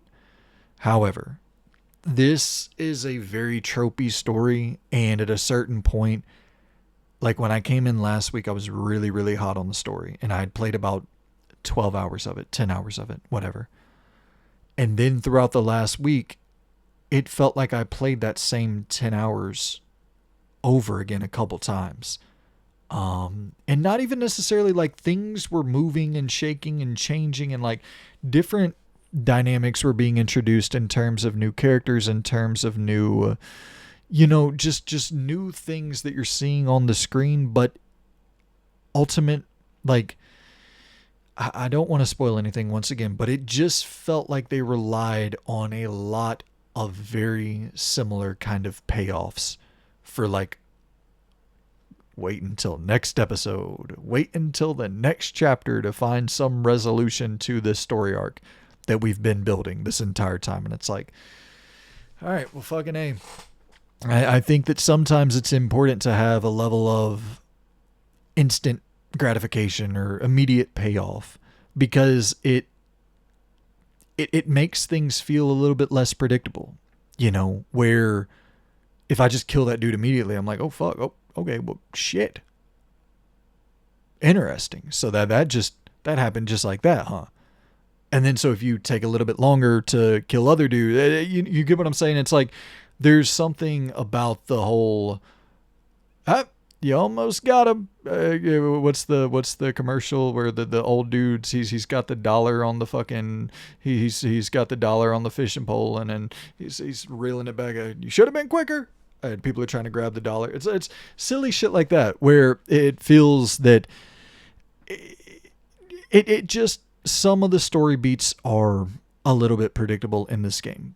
But to counter my own point there is that ultimately, when I finished Yotei, I think I understood why they tried to create something that was as predictable as it was early on. once again, I'll kind of just leave that there and not expand upon that, because obviously you're getting into very, very heavy spoiler territory at that point. But it's it's a good story. I would even maybe say a great story whenever you think of all the different moving parts. Whenever you add into the equation this side content, the bounty quest, because there are great story elements in all of those. You know what I mean? Or I shouldn't say all of those. Some bounties, it is like, okay, I just walk up and I fucking slice this dude's throat. We get into a quick battle and I'm on my way. And it's like, cool. You need some of those for quicker pacing as well. Like, you don't want all of the bounties to be the same with some epic arc, but there are some bounties in this game with fucking epic story arcs. And also just small, subtle stories. Like, there was a moment in this game that made me tear up and also like made me laugh within the same 30-45 second span. Not to spoil anything, but it involves a bear. I'll just say that. And it was very, very cute. A very, very cute, wholesome moment that, like, even just thinking about it now, it makes me a little misty-eyed. Just very beautiful. There so much care for nature and so much care for just, you know, the world that you're inhabiting. And I think that's why this game gets so much acclaim and has such reverence in Japan. Is like, they seem to have such care for the culture and to not disgrace the culture whatsoever. And I just think that's beautiful to you know, go the extra steps to really care about the stories you're telling, to care about the people that you're telling the stories about, to care about their history, and not to make a one-to-one, you know, a recreation of any of these locations, or not to make a historically accurate story to the letter of the law, but to tell something meaningful that you are heavily invested in and heavily, like, respectful of. And I think, you know, as well, from a presentation standpoint, is it's so important, if you're telling a story, to have some sort of visual identity and some sort of, you know, emphasis and care put into it. Doesn't even necessarily have to be like, listen, you can tell Yotei is on a little bit of a budget, for real. Like, this, as beautiful as it is not motion captured, the facial animations and it's not like this photorealistic Naughty Dog style thing. Like, when you're in cutscenes for certain smaller beats, like, it doesn't really look like a Naughty Dog game, or it doesn't look like the best moments of even this game, but it's still like the side cutscenes look better than a lot of the main cutscenes in Assassin's Creed Shadows or something like that. And once again, I hate to continually compare the two, but it's like, good Lord, the comparisons are just so obvious. Revenge story, feudal Japan, similar setting, all of the markers of like a very similar samurai style experience, but it's just like so much more care was put into the story of this one. You care about so much more that's going on in this story from every possible avenue. Like, I can't tell you how many times, you know, I would run into a bounty quest where you get like this little tidbit of information and you go into a town and you're like talking to the different townspeople, and then you find one dude who's giving you this backstory of this lady who is incredibly vile and wears this super spooky mask, and he's like, well, she's off in the distance over there in this cave. You want to be really careful. It's haunted over there. And you go off and you're like, okay, well, fuck it. Just tell me the direction and I'll figure the rest out for myself. And then you get sort of closer to that area and it's like, oh my God, it feels like all color just left this building. All color just you know, it's a lifeless feeling. It's blue, more like there's not the vibrant reds and oranges and yellows and the beautiful white snow and it's blue and cold and feels of death and you know, the wind picks up and it's and maybe this is more of a tech conversation, but once again, can't box all of this conversation into any one category, but the wind picks up and leaves are blowing faster, and it's not like a, it doesn't feel like it feels aggressive. It feels angry. Like something feels wrong. It's not the pretty leaves just blowing around you like you see in the screenshot here, which the compression's fucking horrible. But you see the leaves just kind of dance, and even though you're in battle, it's not like this.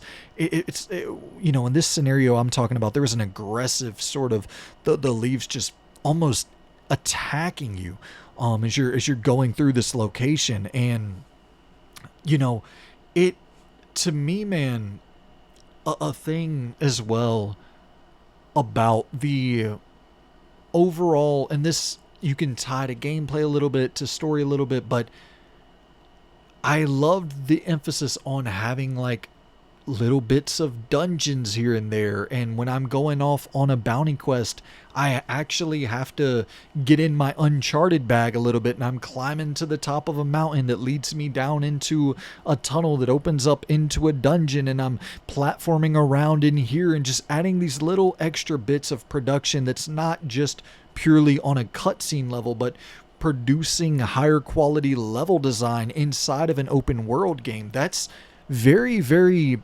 difficult. And there are moments that are a little bit more Uncharted set piecey throughout this game, and I value that shit heavily. I really, really value that shit heavily. And so once again, kind of just even talking about the weapon, the learning about the different weapons and the weapon types and the quests that you'll go on there. And there's something really beautiful about taking it back to that meditative style of experience and learning to, like, I got sucked in by the damn haptic fucking, or not the haptic, the haptics are great as well, but like the touchpad gimmicky horse shit that I hate in all games. I hate it in all games.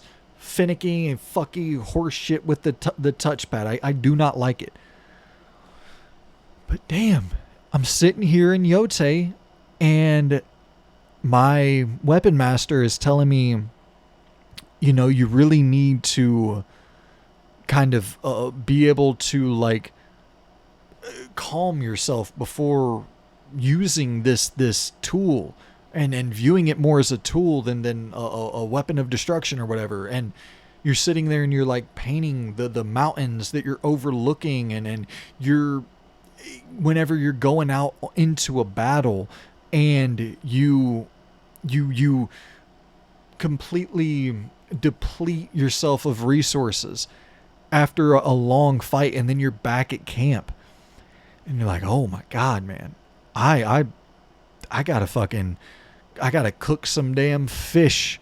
And you're sitting there and you're cooking you gotta build the fire, and you gotta cook the fish over the fire, and then you eat it. You get your spirit points lifted back up, and then it's like, well, shit, I need to craft some ammunition. I need to craft some resources for my next run. So you're doing that, or you're going to the armory, and you're forging your new weapons, and you're sitting over there, and then you're doing the full Kingdom Come Deliverance 2 little mini games as you're hitting your sword with the hammer and trying to, it's got all of these, and even the guitar. And I guess we'll save that for a little bit more, talking about tech, because I think, tech, art, the music is such a core component of it as well. But it's just, I really care about so many things in this game that I typically do not give a fuck about. I hate flashback sequences in games. I love flashback sequences in Yotei.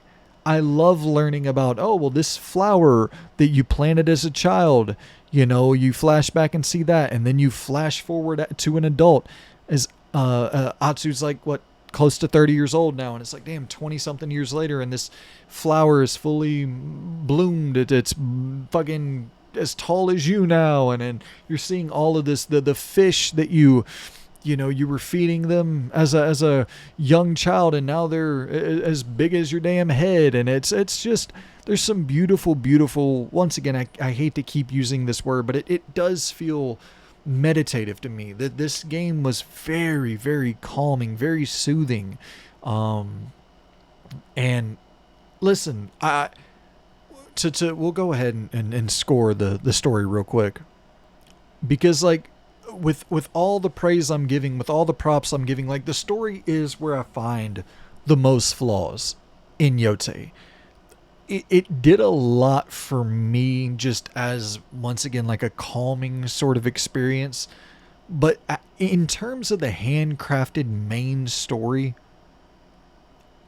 I don't think it's as strong as I thought it was when I was 10 hours in. The more I played of it, the less I liked the story until the end of it. And then I was like, okay, well, the ending actually makes me recontextualize a lot of the middle beats. And so overall for the story, I'm going to drop an 8 out of 10 on it. Great side shit, great bounties, great feeling of just a living world with handcrafted narrative content that you can find just by stumbling upon it. Main story left a little bit to be desired. Real quickly, before we move on to tech and art, gotta shout out the decision making in Yotei. I thought that was kind of a nothing burger, but after playing through the entire game, I'm like, oh wow, okay, yeah, this adds a lot. Not necessarily in terms of adding a lot of choice to how the ending plays out or whatever, but it adds a lot of just you shaping Atsu's personality throughout the game, which I really, really appreciated. But anywho, now on to the tech and the art, and we'll kind of quickly roll through this one. I mean, do you want me to delay the inevitable? I mean, have you seen the fucking game? Oh, of course, right? Of course. The tech and the art is a fucking 10 out of 10. It's technically one of the most beautiful games, and artistically somehow even more beautiful than it is technically. I mean, come on. Just look at this thing. And I want to run this specific trailer of just the exploration as you just wander through the world. It is magical, breathtaking, beautiful, opposed to my compressed ass fucking 1080p footage. Here's some full-blown 4K fucking gorgeous. The scenery is just god tier, just absolutely god tier. And I think that, you know, the choice made in Tsushima to remove the UI completely from the screen and just have this wind sort of guide you is like such a brilliant decision. And it's such an unintrusive game. It's such a visually, once again, calming game. There's not a lot of visual noise distracting you from just the scenery around you, and the use of color, the brilliant use of color combinations. And yeah, just I think that the artistry on display from a visual standpoint is obvious. And it's like I could go into all of that and talk about how, yeah, I never once ran into a single bug, and anything from a technical level, like it's damn near flawless. Of course, like you run into your little stumbling blocks of, I tried to jump up this thing and it doesn't allow me to jump onto this thing, and now my character's floating for a second before she lands back on the ground, and it's like that slightly immersion breaking. I fucking guess I could not care less. That's just open world games being open world games. But sure, if you want to knock it a decimal point for that, I guess you can. But it's the art direction carries this thing. It's kind of how I look at something like Alan Wake 2. Like if you're talking Mount Rushmore of most beautiful games this generation, like this is certainly there. You know what I mean? This is certainly one of the four, along with Death Stranding 2, along with Alan Wake 2, Forbidden West, maybe the fourth game, or maybe you throw in Cyberpunk on the PC for the fourth game. It's undeniably one of the four most beautiful games of the generation. It might be number one, because I think that photorealism, you got games that are more photorealistic than this, for sure. From like just looking at like the textures on the mountains and then certain shit. Like I've even seen some side by side comparisons to Assassin's Creed Shadows, where Shadows at certain times does, like, environmentally and from a detail standpoint, it does look a little bit better, but like art direction, it's not even in the same world. And so like art direction is really fucking important. Really, really fucking important.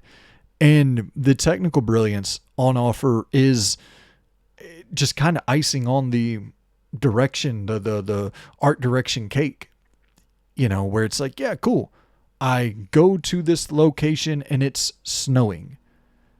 And I go back to the same location and it's not snowing, but now you have like the post snow sludge, the muddy ground, and then, these kind of natural, realistic, sort of dynamic weather effects that take place and are on a cycle of I don't know necessarily, does it change depending on story beats and it's more scripted than you think? Sure, but that doesn't fucking matter to me. That does not matter to me at all in terms of how dynamic the weather system is. If it plays out to where I'm in this perfect scenario for the lightning to be striking around me at the peak, at the fucking crescendo of this big battle, it's like that's what I want. That's, once again, that's you're talking about art direction. That's purposefully handcrafting and intentionally designing this set piece to be as cinematic, as beautiful as it can possibly be, because it's such an important moment. But yeah, it's fucking awesome to see the dynamic weather effects and all of that shit is so impressive, of course. But like, to me, I found it to be almost equally powerful that I'm immersed playing the damn, I forget the name of the little guitar thing, but I'm actually into the whole idea of moving my hands around and then picking the lyrics for the song and shaping a story as I'm concocting this the composition of a song. I don't care about shit like that. I'm not like a fucking artsy dude. Obviously, I say fuck every other sentence. I don't have the Yale Ivy League. I don't have that vocabulary. I don't sip wine and eat cheese on my casual Saturday afternoon. That's not, like, I'm not that guy. This should be so unappealing to me. But something about this fucking package of just how immersed I am in what they're trying to present me. Like, I'm in it. I'm in that bitch, hitting my notes on the guitar, cranking out this song, and just, I think by presenting everything as meaningful as, like, Atsu really cares about this music. It's such a connected experience to her mother. And her mother really fucking cared about the music, so Atsu inherently really cares about the music now. And all of this kind of does wrap back around a story, I understand that. But without the story, without the extra kind of components, I don't think you care as much about the little things. There has to be that added incentive for me to really give a fuck about the music in this game, about playing fucking tunes, and I really do care about playing fucking tunes.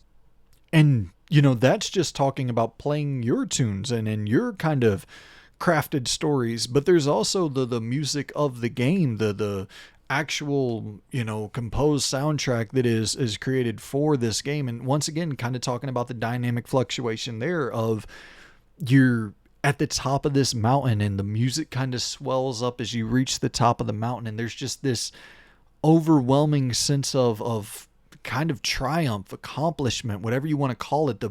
When you get into the tense boss battles, the music ramps up. And when you're just kind of exploring, the music settles down and it calms down with you. And yeah, I feel like I sound like a fucking nerd talking about this shit, but it hits. It really, really hits.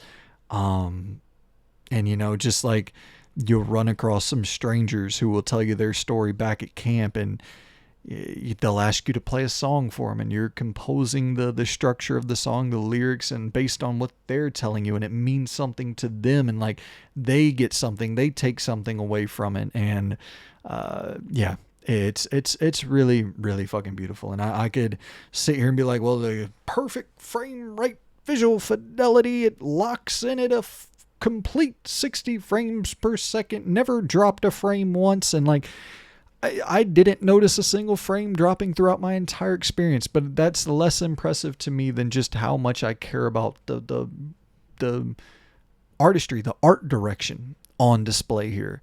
But yeah, performance-wise, fucking flawless. Absolutely flawless. I played on performance. I played on quality.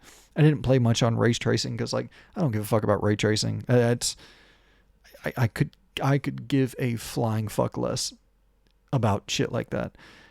So yeah, I'm not the tech and performance guy. Like, hey, sure, the instantaneous fast travel due to the SSD, kind of similar to what you get with like Spider-Man 2.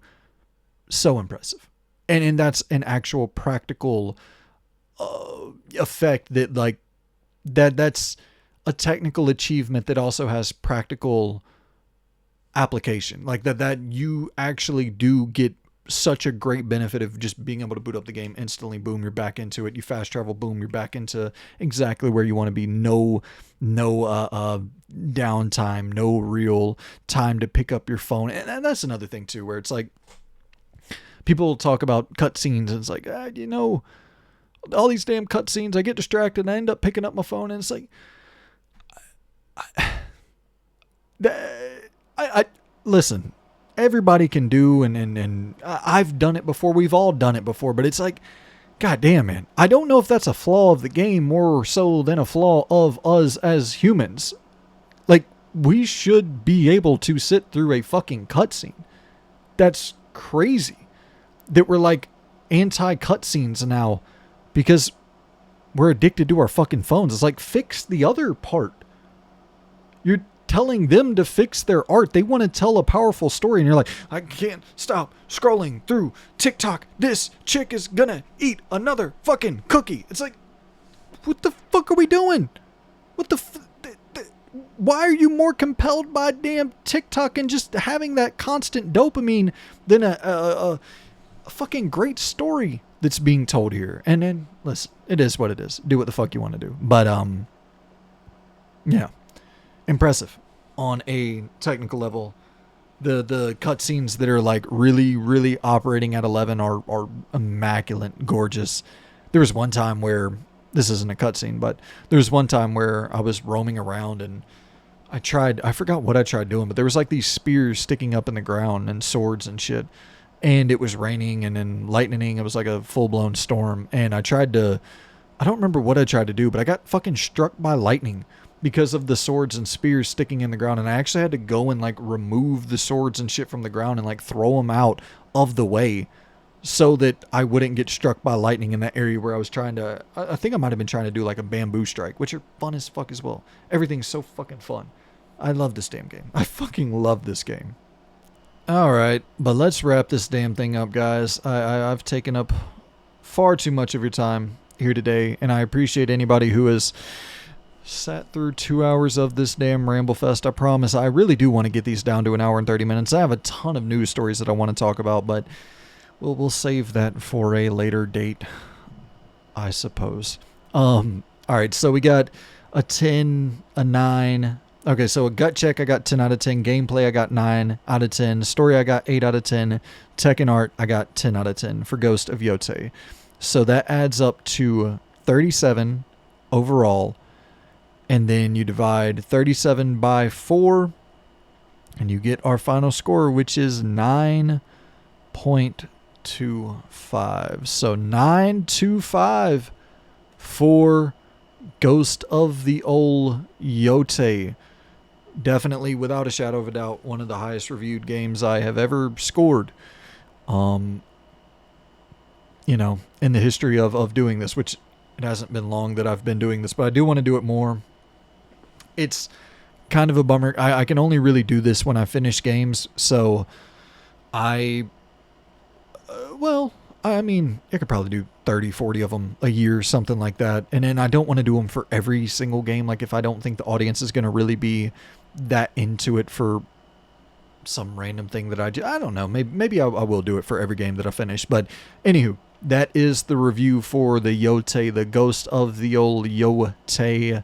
I hope you all enjoyed it. I hope you all are enjoying the game, and let me know your thoughts on Ghost of Yotei if you are enjoying it. If you're not enjoying it, that's the thing, man. I'm interested in conversation just in general. I love talking about games. I think I will always love talking about games. I don't really need people to agree with my opinion. I just like hearing others' opinions. Especially when they differ from mine, really. I think that, when I tune into like Game of the Year conversations for Giant Bomb or for MinMax or wherever, it's like one of the most intriguing parts of that is like hearing my games get ripped apart, and I'm like trying to understand where they're coming from, and sometimes I'm yelling at the screen, but it's like that's the love of it, right? The love of it is talking about the games and then really getting into the weeds about the actual games. And there's so much horseshit around, like, the political climate surrounding games, and then diving into the weeds of all of that, or just being like outraged for the sake of outrage, where it's like, I think one of the things that we end up missing in that is like, as that shit's so annoying now, it feels like we've almost forgotten. We used to get like real deal mad, when debating people about our favorite games and shit like that. Like you would actually get upset about that, and now you're just so bombarded by a totally different level of toxicity that it's like, just even hearing someone rip apart your game shred by shred, you're like, fucking wonderful. At least we're talking about games. But I don't know. I appreciate y'all for tuning in, man. I apologize for taking up so much of your time. I hope y'all enjoyed the show. It's been a pleasure. It is genuinely a pleasure doing this for you all, and having a couple hundred people who tune in regularly to watch this. Like, it means the world. It genuinely means the fucking world. And yeah, I hope that you all know that. I hope that you all know I genuinely do appreciate the support. So thank y'all so very much. I promise I'm going to try my damnedest to get out more than one video a week. I feel bad for the people who are supporting financially through Patreon and YouTube memberships and shit like that. It's like, you deserve more content than just one podcast a week, but I don't know. A one-man army here. And when big juggernaut games like this come out, they are very, very, very fucking demanding of your time if you want to, finish it and do a full review and all that. So there's the full review. 9.25 for Ghost of Yotei. Let me know your thoughts on all of this in the comments below. And yeah, if you can share the content with a friend, and if you think they'd like it, let a buddy know. That would mean a lot to me. And of course, any and all support through Patreon, through YouTube memberships, is probably going to be the only way this thing continues moving forward. I don't want to do like a full fucking, yeah. So you saw a lot of people were talking about the new policy that YouTube employed, where it's I forget what it is, but there's like this restricted mode or whatever, and if you turn it on, it hides the content that isn't family friendly or whatever. And then there's some other things about that are really, really fucking weird that there's not enough time to even go into. But YouTube is so damn unreliable, unbelievably unreliable. And if you turn on that restricted mode, it shows 4 pieces or maybe 5 pieces of content have ever been created on Unnecessary Rambling. It's like, well, shit, do I need to bleep out cuss words? Do I need to stop cussing altogether? It's like, dude, I can't, I'm not going to be a fucking robot. I am who I am. As Eminem once said, I am whatever you say I am. And if I wasn't, then why would I say I am? Because in the paper, the news every day I am. The radio, aka YouTube restriction mode won't even play my jam. I don't know. I'm losing my mind. It's 11:30. I appreciate y'all for tuning in. Take it easy, guys. Have a good night. I'll get this uploaded and ready for your feeds for Friday morning, afternoon, sometime earlier than 9 p.m. As I've been posting recently. But appreciate y'all. See you guys very, very soon. Take it easy. And yeah, have a good one, guys. Have a good weekend. Goodbye.